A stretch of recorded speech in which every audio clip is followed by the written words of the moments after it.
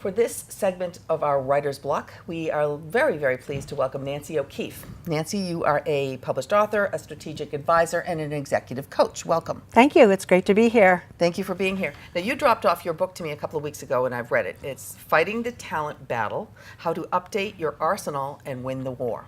And talent meaning employees. That's right. Okay. So let's talk a little bit about your background before we get into the book and how you got into this whole field to begin with.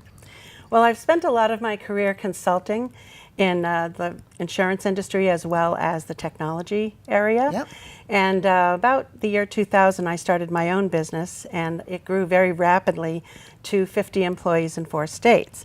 But we did everything virtually. I looked for a labor pool that didn't exist in most people's frame of reference. Right. I hired stay-at-home moms, and we built a lot of technology around getting that work facilitated remotely. Mm-hmm. So that was a great experience. Sure. We had an amazing pool of people. They gave us 110% every day. Yeah. And that really gave me the idea for looking outside of the box and doing some, thinking that wasn't traditional when it came to employees. Right. Because technology changes, and with every technological change, it does affect the workforce. Factories used to take 50 people to do something, now one robot can do it. Right. With the internet, like you said, you can do a lot of remote work from home. There's a lot of industries that you can do that in. So talk about the different chapters in your book and kind of what the major takeaways that you want when people read this book to get out of it. Well, I'm really trying to create awareness in the corporate arena.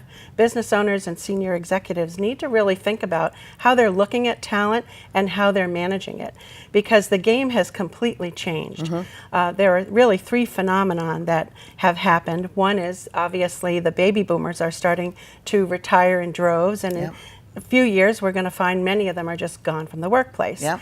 The second thing is they're being replaced by millennials, and millennials have a very different idea about work. Mm-hmm. Baby boomers were achievement oriented, almost achievement at any cost. Yeah. Put your family second, put your everything, you did whatever you needed to do. Do it for the company. Right. Millennials, however, they want more work-life balance. They want some purpose-driven work. They don't want achievement at any cost. Yeah. And we're finding that it's very difficult for baby boomer managers and owners to really relate, no less do something to attract and retain those people. Right. And the third phenomenon, and I think the most critical one that's almost being missed, is the fact that the concept of the job is completely changing.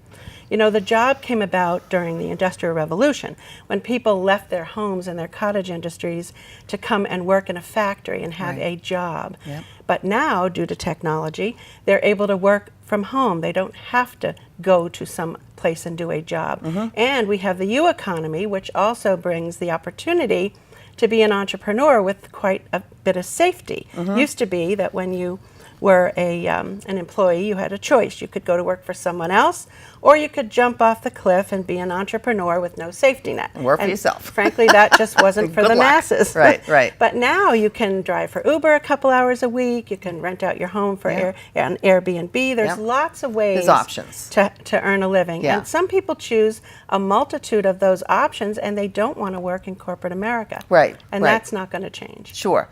Now, the one thing that I find when we look to hire people, or when a lot of my friends looking to hire people for the companies that they own or they manage, is the whole idea that, well, I need to have benefits.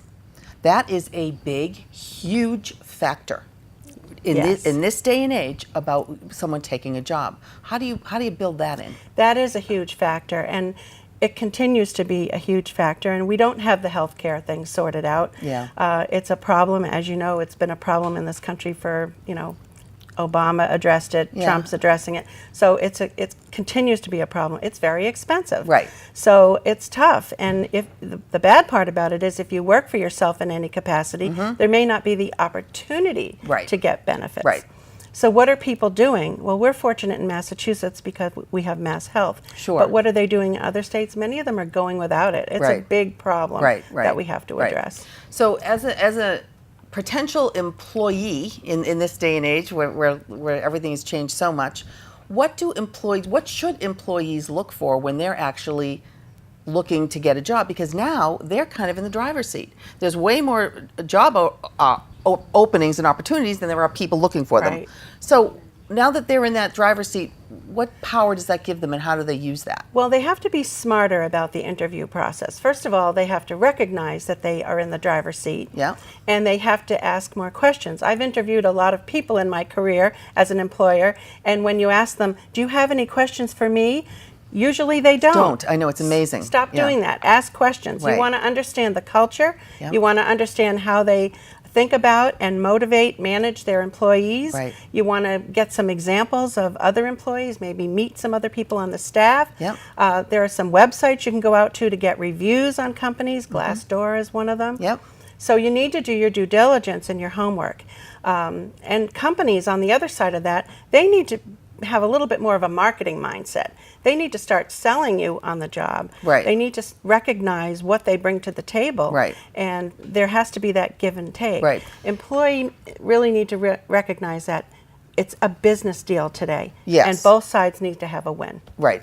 Now, you spend a lot of time in this book talking about an employee as an asset, as a person that the whole person really matters. And I've always thought that if you love what you do, clearly, you're going to do it better. Now, everybody can't love 100% of their job all the time. That's not even based in reality. Right. But if you can have a job where 60 or 70% of it is stuff you really love to do, Right. whoa, is that a great win. Absolutely. So how can employers help identify the skill sets in employees, have them be part of the process of where they're going to go within the company, whether it's a small company that there's not a lot of chances to go places, or it's a large company where there is? Just ask. I mean, one of the things that we do today is we cookie cutter everything. Yeah. You know, well, let's put snacks in the refrigerator in the break room. That'll make the employees happy. Well, that might make some employees happy, but how about the employees that are on a diet? They can't eat the snacks. Right. You know, it's one size doesn't fit all. It's about really getting to know your employees at a level where you understand what their needs are. Yep. Now, you can't always satisfy everybody's needs, but if you can come close to aligning what their strengths and what their needs are with what your goals and needs are, now you've created what I call a match, and that gives you the opportunity to really build a relationship together that might create loyalty and reduce turnover. Sure, and you want your employees to buy into the organization they're working for. They should feel part of the organization, part of the team, part of the fabric, part of the mission statement, whatever it is. They need to be part of those conversations, and a lot of employers don't do that, they right? don't, and they need to be proud of where they work. Yeah. And sometimes it comes down to the aesthetics in the building. I mean, I've walked into offices where there were stained ceiling tiles and old computers piled up in the corner, and it was not clean. Yeah. Who wants to work in an environment like that? We really need to think of everything, not just the job we're asking people to do, but how convenient is it to get there?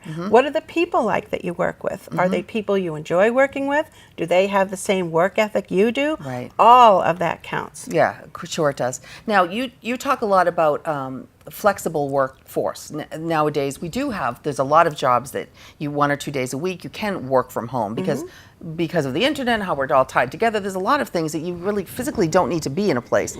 But there are also some jobs where you literally have to be in that place because you can't work, like if you are a waitress, you can't do that Kind of remotely. hard to get food to the table from home. So how, if you have the type of environment where it's a service industry, how do you give the same flexibility and get the same buy-in for those employees? Because you can't offer them that. No, you can't. And it's really about creating a flexible work environment, not just a flexible schedule, but a customized experience for the employee.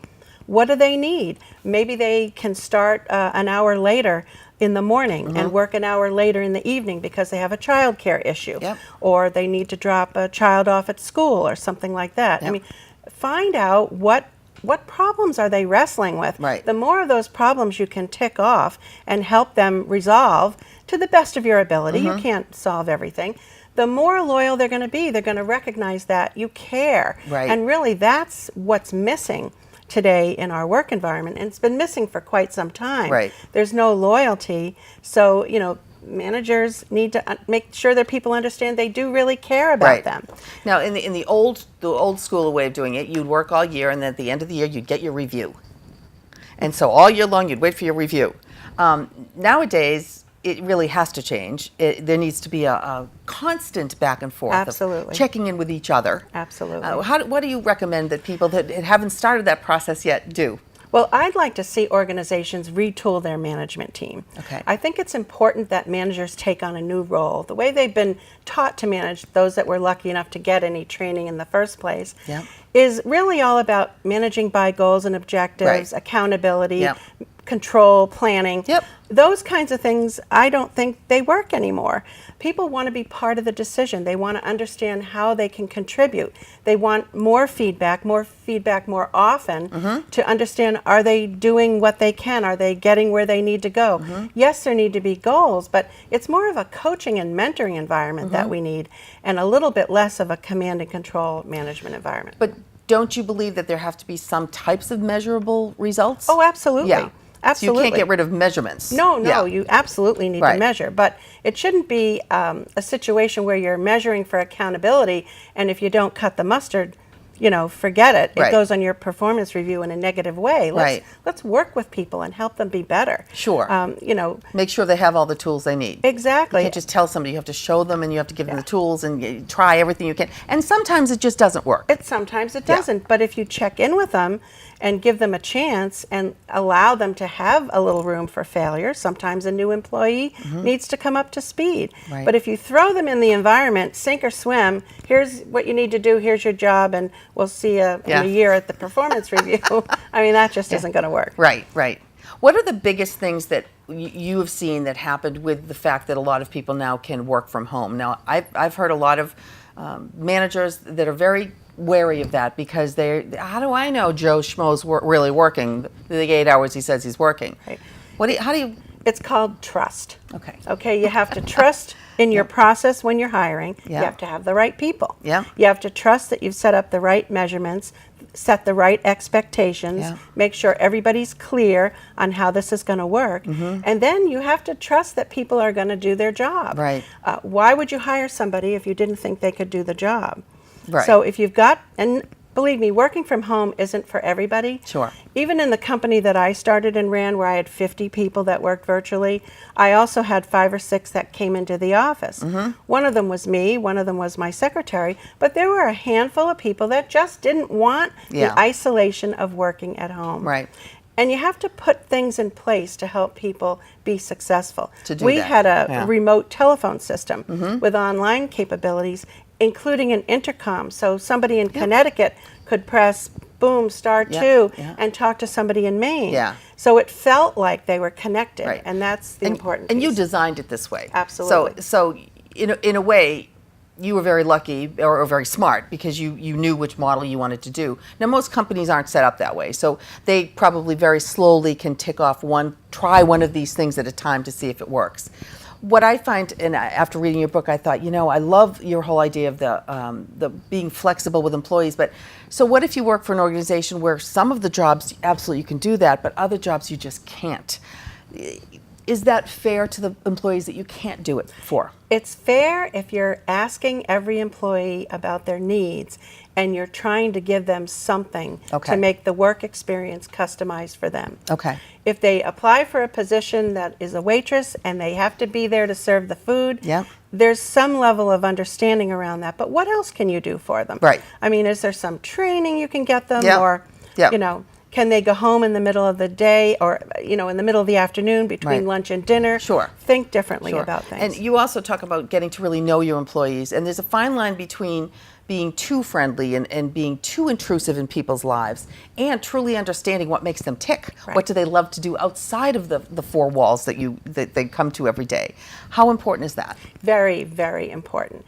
I believe in using assessments. A lot of companies use assessments in the hiring process, but I believe they have a great use beyond that, because we can understand certain things about people's MO, how they like to work, whether they like to go to meetings or not, things like that, where we can customize that work experience a little bit for them.